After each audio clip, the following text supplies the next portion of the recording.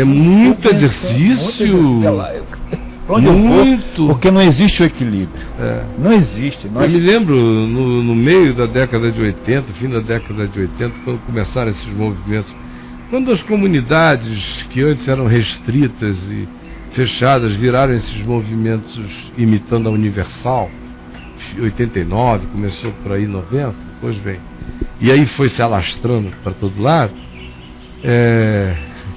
Eu me lembro que eu via eles naqueles cânticos, e às vezes eu vinha pregar em alguns congressos aqui das comunidades, em Brasília, se reuniam aqui no centro de convenções, o Nilson Nelson, e eu vinha. E eu via aquele pessoal pulando, né? Pulando, aqueles cantos de guerra. Era o Bené que dirigia os louvores e outros irmãozinhos ali. Eu estava numa reunião dessa. E pulavam. Um dia eu me lembro que mais de uma vez eu perdi a paciência, mas eu me lembro de uma vez que eu falei.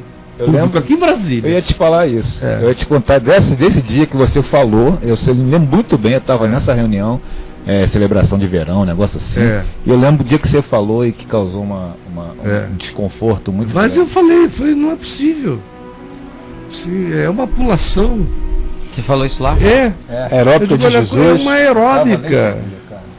Até onde vocês acham que vocês vão aguentar isso? Que evangelho é isso? Isso só vai gerar um excitamento cansativo. Daqui a mais 10, 15, 20 anos, a maioria de vocês não estará aqui, de tão cansados que vocês estarão, sem internalização do evangelho, sem raiz do evangelho em vocês. Naquele tempo, todo mundo dizia que tudo que eu dizia era o máximo. Isso foi que ano? Eles não tinham coragem de me enfrentar publicamente, porque senão o tiro saía pela culatra, porque o povo me respeitava de cabo a rabo do país. Então eles engoliam, porque eu nunca dei trégua. Não tem ninguém que diga, não, o Caio, depois que ele deixou de ser ministro institucional, foi que ele soltou a língua. Não, eu soltei desde que eu me converti. Enfrentei o tradicionalismo presbiteriano, batista, de todo mundo lá no Amazonas, depois no mundo inteiro, quando o problema era tradicionalismo. Sempre pratiquei o que eu cria do evangelho, ungia doentes com óleo, expulsava demônio, fazia tudo que eu cria, nunca dei a mínima para as cartilhas da igreja presbiteriana ou de quem quer que tenha sido a respeito, e sempre andei só conforme o ensino apostólico. Calvino nunca me pastoreou. Paulo sim, Pedro sim, Calvino nunca. Depois foi o tempo do golpe militar, do enfrentamento do golpe militar, final da década de 70, início da década de 80, governo Médici, antes de chegar o Figueiredo, opressão e um monte de coisas. Quantas vezes eu vim falar aqui no Senado, no Congresso, em Brasília, que os pastores da cidade diziam: meu Deus, eu não sei como é que você não sai preso daqui, porque o que você fala é absurdo. Descia a lenha nos militares, para todo lado, na corrupção política dentro do Senado, do Congresso, a década de 80 inteira. 90 foi o profetismo em relação à corrupção religiosa, que ficou enorme. Quando eu voltei dos Estados Unidos em março de 90, estava aquela história de Macedo lavando dinheiro para todo lado, cartel de Cali, era uma confusão horrorosa. Eu liguei para ele, fui lá em São Paulo conversar com ele, dizer: escuta, qual é a tua, quem é você? E tivemos 3, 4 encontros. Cada um deles eu saía angustiado, vendo que era uma questão de coerência no evangelho, dizer para todo mundo que aquilo ali não era evangelho. Até que chegou a hora em que todas as tentativas de conversa se esgotaram e eu passei a dizer publicamente, só então publicamente, depois de muita conversa com ele, tudo que eu digo até hoje. E não piorou, não melhorou, não aconteceu, tudo igual. Meu pensamento sobre a igreja, leia os meus livros aí, Novos Ministros para a Nova Realidade, tudo, tem dezenas de livros daquele tempo, todos repetitivamente dizendo a mesma coisa. Então, eu mudei? Mudei. Eu estou com quase 60 anos.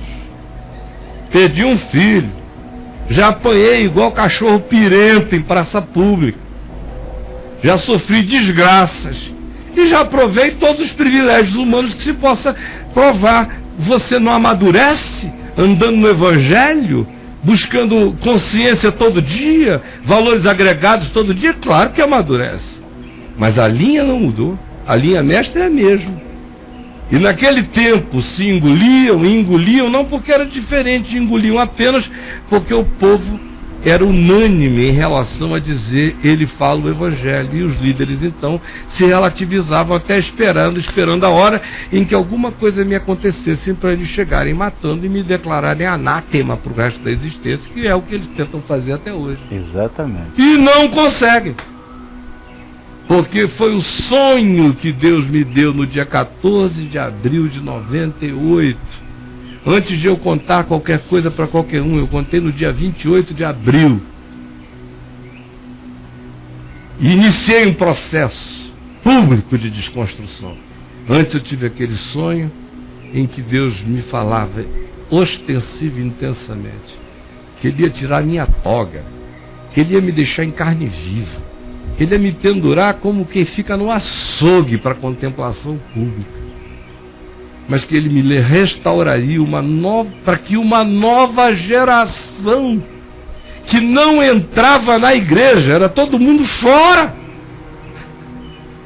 Ele disse, você vai entrar e vai falar para fora, mas você vai ser ouvido vai falar e vai gritar para dentro, mas você vai ser ouvido por aqueles que não cabem do lado de dentro, estão do lado de fora. E eu olhava, lá dentro estava aquele povo comendo tipo um banquete medieval, atolando a boca em carne, em vinho, não sei o que.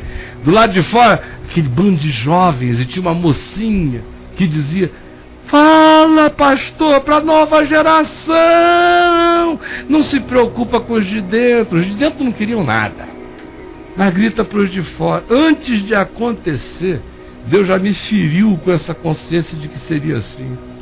Quando eu tomei as decisões que eu tomei, um dia na eternidade vocês vão saber, vinculadas a que convicções espirituais elas estavam diante de Deus, com todos os equívocos que elas carregaram, mas elas eram motivadas por consciências espirituais, por rupturas que a minha vida sabia que eu tinha que fazer para de algum modo tentar ser relevante para as novas gerações. Porque falando de dentro do circo, a perda de significado e de relevância iria ser progressiva e paulatina. Se eu tivesse ficado dentro do circo, hoje eu não apanharia o que eu apanho de quem eu apanho, mas também eu não seria ouvido pela nova geração que hoje me ouve.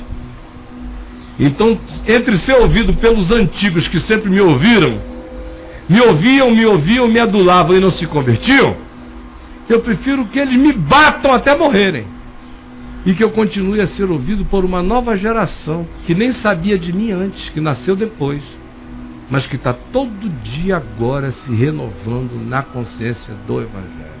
Isto dito, não tenho dívidas a saldar com mais ninguém.